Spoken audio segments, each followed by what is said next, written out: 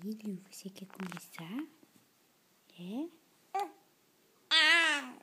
E o que você está olhando? Agora é de madrugada e agora você quer conversar, é? De madrugada? Que legal, tá que nem a tua avó tendo insônia. Agora você vai dormir daqui a pouco, né? Viu que tem um bicho aqui? Oi. Tudo bom? Opa!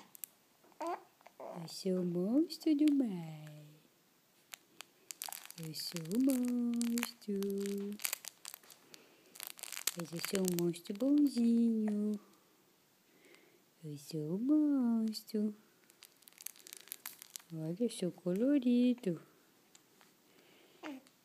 Conversa com o monstro, filho.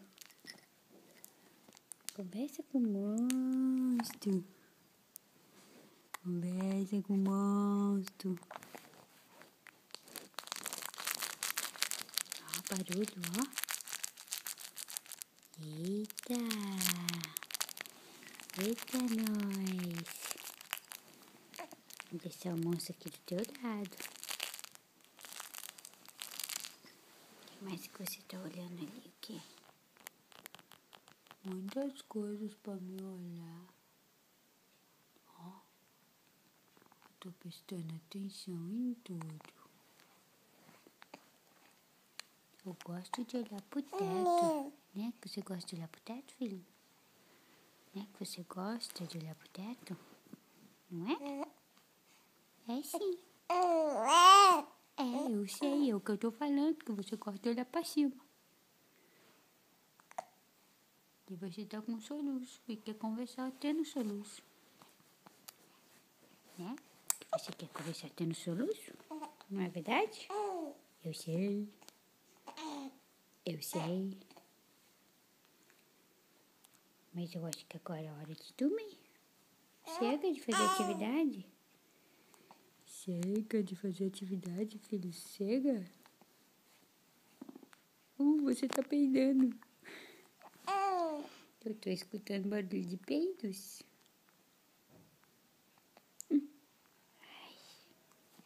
O monstro. O seu amigo monstro, né? Esse monstro colorido é seu amigo. É o monstro. Olha o zóio do neném. Olha o zóio do monstro. Olha o zóio do neném. Olha o zóio do monstro. Olha o nariz do neném.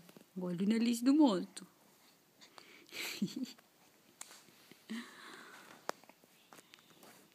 Dá tchau pra todo mundo. Vai. Chega, pessoal. Eu quero ficar falando noite adentro. Mas a minha mãe disse que eu tenho que dormir. Felicidades para todos vocês. E até o próximo episódio de mim conversando na madrugada com o meu amigo Monstro do Mar.